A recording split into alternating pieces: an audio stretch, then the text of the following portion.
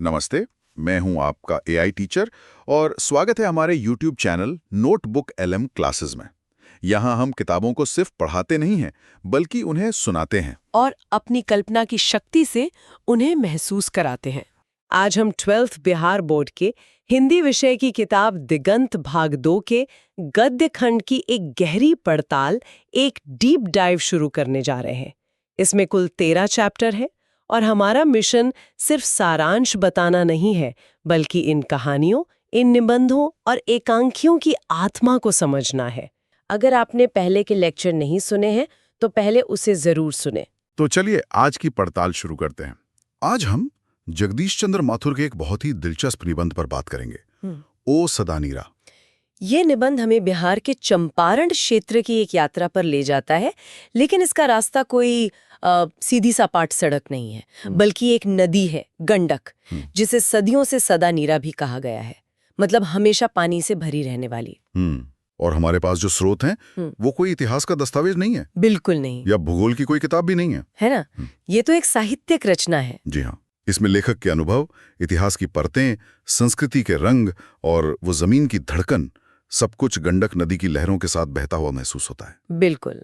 तो आज का हमारा मकसद है इस निबंध के जरिए चंपारण की आत्मा को समझना, उसकी नदी के स्वभाव से लेकर उसके लोगों के संघर्ष तक और उस एक ऐतिहासिक आंदोलन तक जिसने इस जगह की कहानी थ्यों से नहीं बल्कि भावनाओं से पकड़ता है। अच्छा। माथुर जी ने गंडक को एक किरदार की तरह पेश किया है, जो चंपारण की कहानी की एक तरह से मुख्य गवाह है। ये दिलचस्प है। उसने यहाँ साम्राज्य बनते और बिगड़ते देखे हैं, संस्कृतियों को मिलते देखा है और जुल्म के खिलाफ सबसे बड़ी आवाज को उठते हुए भी देखा है। चलिए इस नदी के साथ बहना शुरू करते हैं। निबंध की शुरुआत ही चंपारण के भूदृश्य से होती है, जो बहुत ही मनमोहक है। हाँ। हिमालय की तलहटी, घने जंगल और वहां से उतरकर मैदानों में आती हुई गंडक। लेखक ने उन जंगलों को महावन कहा है। हाँ, जो कभी वहां की पहचान हुआ करते थे। और फिर वो इस नदी को कई नामों से पुकारते हैं। ओ सदानीरा, ओ नारायणी, ओ महागंडक। हाँ, बिल्कुल। और ये नाम सिर्फ नाम नहीं लगते, बल्कि ऐसा लगता है जैसे किसी अपने को पुकारा जा रहा हो। बिल्कुल। इन नामों में श्रद्धा भी है और थोड़ा डर भी छिपा है। वो कैसे? देखिए, सदानीरा का मतलब है जिसमें हमेशा जल रहे। तो एक तरफ तो ये जीवनदायिनी है ना? इसकी लाई हुई मिट्टी से ही चंपारण की धरती उपजाऊ बनती है। लेकिन इसका एक दूसरा रूप भी है, विकराल और विनाशकारी। अच्छा, बाढ़ वाला रूप। हाँ, हर साल बाढ़ के समय इसका प्रचंड रूप सब कुछ तहस नहस कर देता है। तो चंपारण के लोगों का जीवन इसी दोहरे स्वभाव वाली नदी के साथ जुड़ा हुआ है। मतलब उन्होंने इसकी पूजा भी की है और इसके प्रकोप को सहा भी है। बिल्कुल। ये बात मुझे बहुत दिलचस्प लगती है। मतलब यहाँ के लोगों के स्वभाव में ही एक तरह का जुझारूपन रचा बसा होगा। कह सकते हैं। जब आपकी जीवन रेखा ही आपको हर साल तबाह करने की ताकत रखती हो, तो शायद आप छोटी मोटी मुश्किलों से डरना छोड़ देते हैं। ये एक बहुत गहरी बात है। आप कह सकते हैं कि यहाँ के लोगों ने प्रकृति के सबसे शक्तिशाली रूप के साथ जीना सीखा है। हाँ। और शायद इसी ने उनके अंदर एक तरह की निर्भयता को जन्म दिया। उन्होंने सीखा कि विनाश के बाद फिर से खड़ा होना पड़ता है। और यही निर्भयता हमें बाद में उनके संघर्ष में भी दिखाई देती होगी। बिल्कुल। लेकिन उस कहानी तक पहुंचने से पहले हमें उस इतिहास को समझना होगा जिसे इस नदी ने बहते हुए देखा है। हाँ, क्योंकि निबंध सिर्फ भूगोल पर नहीं रुकता, ये हमें सीधे 12वीं सदी में ले जाता है। कर्नाट वंश का जिक्र आता है। ये कौन थे? 12वीं सदी के अंत तक कर्नाट वंश के राजा हरि सिंह देव का यहाँ शासन था। एक समृद्ध राज्य था। अच्छा। लेकिन 1325 में बंगाल अभियान से लौटते हुए दिल्ली के सुल्तान गयासुद्दीन तुगलक ने इस इलाके पर हमला कर दिया। राजा हरि सिंह देव को अपना राजपाट छोड़कर नेपाल के जंगलों में भागना पड़ा। इस एक घटना ने सब कुछ बदल दिया। तो एक फलता फूलता राज्य अचानक वीरान हो गया। हाँ, और अगले कई 100 सालों तक ये इलाका घने जंगलों से ढक गया। एक तरह का मतलब शक्ति शून्य पैदा हो गया।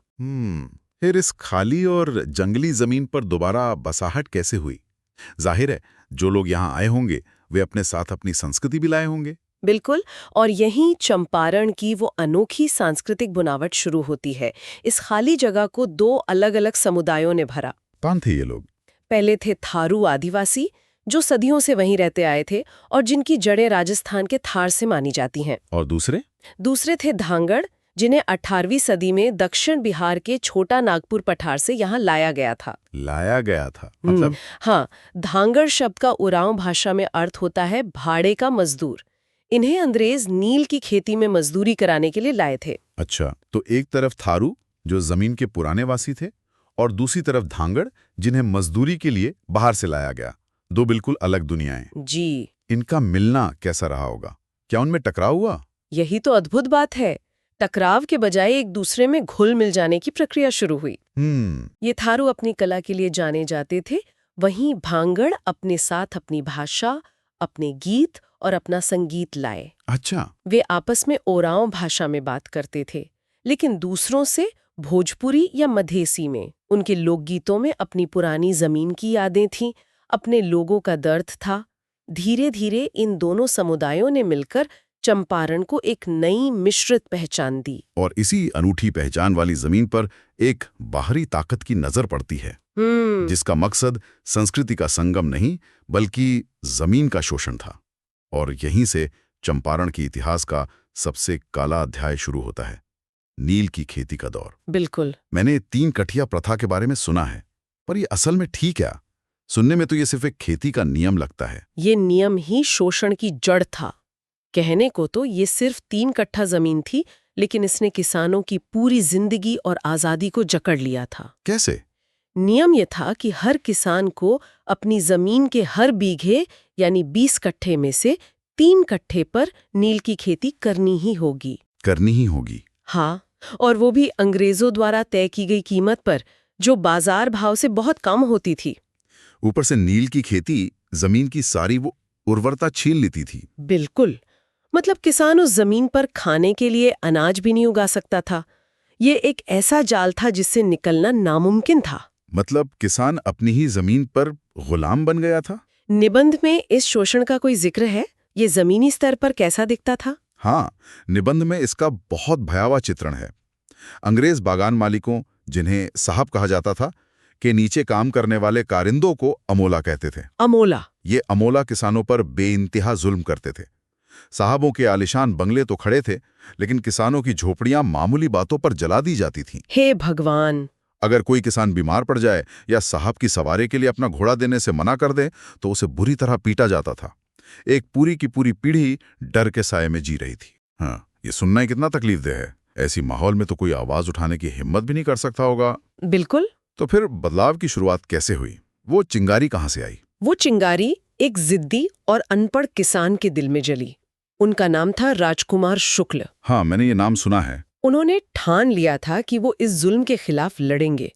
उन्होंने 1916 में कांग्रेस के लखनऊ अधिवेशन में गांधी जी से मुलाकात की और उन्हें चंपारण आने के लिए मना लिया। और फिर अप्रैल 1917 में गांधी जी चंपारण की धरती पर पहुंचे। जी। अंग्रेज कमिश्नर ने उन्हें तुरंत जिला छोड़ने का आदेश दिया, लेकिन गांधी जी ने उस आदेश को मानने से साफ इनकार कर दिया। उन्होंने कहा, मैं नहीं जाऊंगा। हाँ, और ये अवज्ञा का एक छोटा सा वाक्य उस वक्त एक बहुत बड़ी क्रांति थी। लेकिन एक बात मुझे थोड़ी हैरान करती है। एक तरफ इतना बड़ा राजनीतिक आंदोलन खड़ा हो रहा है, अंग्रेज अधिकारी दबाव डाल रहे हैं, और उस सब के बीच गांधी जी का ध्यान स्कूल खोलने पर है। ये प्राथमिकता थोड़ी अजीब नहीं लगती? यही तो गांधी जी की दूरदर्शिता थी। वो समझ गई थीं कि राजनीतिक आजादी का कोई मतलब नहीं अगर लोग दिमागी तौर पर गुलाम हैं। डरे हुए हैं। हाँ, डरे हुए। अंग्रेजों को तो शायद एक दिन जाना ही था, लेकिन जो डर लोगों के मन में घर कर गया था, उसे कैसे निकाला जाए? उनकी असली लड़ाई इसी अज्ञान और डर से थी। उनका मानना था कि शिक्षा ही वो हथियार है जो लोगों को निडर बना सकती है। इसलिए उन्होंने भितिहरवा, मधुबन और बड़हरवा, इन 3 जगहों पर आश्रम विद्यालय स्थापित किए। तो ये सिर्फ अक्षर ज्ञान देने वाले स्कूल नहीं थे? बिल्कुल नहीं। ये जीवन जीने का तरीका सिखाने वाले विद्यालय थे। यहाँ सिर्फ पढ़ना लिखना नहीं, बल्कि साफ सफाई, अनुशासन और सबसे जरूरी निर्भयता सिखाई जाती थी। अच्छा। भितिहरवा आश्रम में उन्होंने पुंडलिक जी नाम के एक शिक्षक को भेजा। जब वो आश्रम चलाने आए तो वहां के अंग्रेज एमएन साहब ने उन्हें डराया धमकाया। लेकिन पुंडलिक जी डरे नहीं, बल्कि उन्होंने एमएन साहब से ही कह दिया कि अब यहाँ के लोग आपसे डरने वाले नहीं हैं। उन्होंने बच्चों से लेकर बड़ों तक सबके मन से साहब का खौफ निकाल दिया। और इसमें कस्तूरबा गांधी की भी भूमिका थी, जैसा कि निबंध में बताया गया है। हाँ, कस्तूरबा खुद भितिहरवा आश्रम में रहीं। वो महिलाओं को स्वास्थ्य और सफाई के नियम सिखाती थीं, बच्चों की देखभाल करती थीं। उनकी मौजूदगी ने महिलाओं को घर से बाहर निकलने की हिम्मत दी। तो ये आंदोलन सिर्फ एक राजनीतिक सत्याग्रह नहीं था। नहीं, ये एक सामाजिक और नैतिक पुनरुत्थान था। वो चंपारण के समाज को अंदर से बदलना चाहते थे ताकि भविष्य में कोई और उनका शोषण न कर सके। ये तो अद्भुत है। हम चंपारण को सिर्फ गांधी जी के सत्याग्रह के लिए जानते हैं, लेकिन इस निबंध से पता चलता है कि ये कहानी उससे कहीं ज्यादा गहरी और पुरानी है। हाँ, लेखक हमें कुछ और ऐतिहासिक जगहों पर भी ले जाते हैं ना। हाँ, रामपुरवा, लौरिया नंदनगढ़। हाँ, और यहीं ये निबंध हमें समय में और पीछे ले जाता है। गांधी जी के आने से लगभग 2200 साल पहले ये धरती सम्राट अशोक के साम्राज्य का एक महत्वपूर्ण हिस्सा थी। 2200 साल पहले जी। लेखक हमें रामपुरवा ले जाते हैं, जहां अशोक के 2 स्तंभ मिले थे।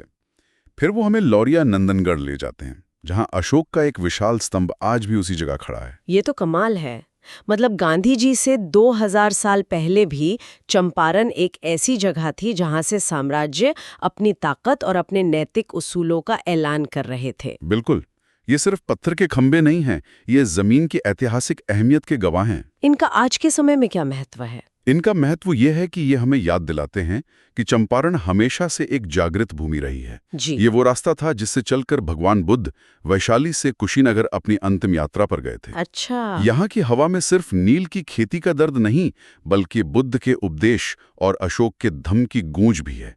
गंडक नदी इन सभी ऐतिहासिक घटनाओं की साक्षी रही है। बिल्कुल, उसने अशोक के स्तंभों को लगते देखा है, बौद्ध भिक्षुओं को गुजरते देखा है। हाँ, और फिर सदियों बाद गांधी जी को डर पर विजय पाते हुए देखा है।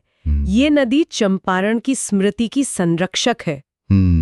तो हमने इस निबंध के जरिए एक अविश्वसनीय यात्रा की। हमने गंडक के दोहरे स्वभाव को समझा, कर्नाट वंश के खोए हुए इतिहास को देखा, थारू और धांगड़ संस्कृतियों के संगम को महसूस किया, नील की खेती के भयानक अंधेरे से गुजरे और फिर गांधी जी के आगमन से उस अंधेरे को छंटते हुए देखा, जिसने लोगों को सिर्फ अंग्रेजों से नहीं बल्कि अपने अंदर के डर से भी आजाद किया। बिल्कुल। और अगर इस पूरी यात्रा का एक सार निकालना हो तो वो क्या होगा? मेरे ख्याल से वो एक ही शब्द है, निर्भयता। निर्भयता। हाँ, गंडक की बाढ़ का सामना करने की निर्भयता, एक नई जमीन पर अपनी संस्कृति को जिंदा रखने की निर्भयता, और सबसे बढ़कर जुल्म और अन्याय के खिलाफ खड़े होने की निर्भयता। और गांधी जी का सबसे बड़ा योगदान यही था कि उन्होंने चंपारण के लोगों की उस दबी हुई निर्भयता को फिर से जगा दिया। बिल्कुल। उन्होंने साबित किया कि सबसे बड़ा हथियार डर से आजादी है। निबंध के अंत में लेखक एक बहुत ही मार्मिक सवाल उठाते हैं। वो गंडक पर बन रहे आधुनिक बांधों और नहरों को देखते हैं, जिन्हें वो आधुनिक भारत के तीर्थ कहते हैं। ये नहरें बिजली बनाएंगी, खेतों को सींचेंगी, लेकिन फिर वो नदी से ही पूछते हैं, ओ नारायणी, युगों से दीनहीन जनता तुझे इन नामों से पुकारते रही है। आज तेरे पूजन के लिए जिस मंदिर की प्रतिष्ठा हो रही है, उसकी नींव बहुत गहरी है, इसे तो ठुकरा ना पाएगी। ये हमें एक बहुत गहरे सवाल के साथ छोड़ जाता है। हाँ, कि प्रकृति पर नियंत्रण पाने और अपने भविष्य को संवारने की इस कोशिश में क्या हम अनजाने में उस गहरे बहते हुए इतिहास और संस्कृति से अपना रिश्ता बदल रहे हैं, या शायद हमेशा के लिए खो रहे हैं, जिसकी गवाह यही सदानीरा रही है। अगर आपका कोई सवाल या विचार हो तो कमेंट करें। हमसे जुड़ने के लिए धन्यवाद। जल्द ही मिलते हैं एक फ्रेश और एक्साइटिंग टॉपिक के साथ। तब तक के लिए सुनते रहिए और सीखते रहिए। जय हिंद।